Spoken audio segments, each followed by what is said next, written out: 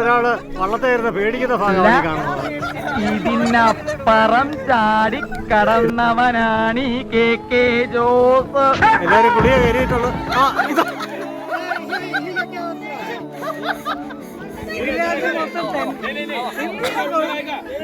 ഇതിപ്പോ എങ്ങനെ ഇറങ്ങുമെന്ന് അറിയത്തില്ലാതെ വിഷമിക്കുന്ന ഭാഗമാണിത്. ഒരു കയ്യബദ്ധം നാറ്റുകരുത്.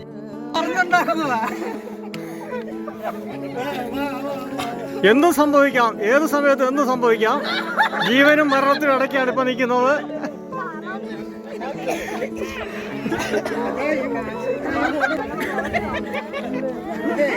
ഇതെങ്ങനെ പറയാം?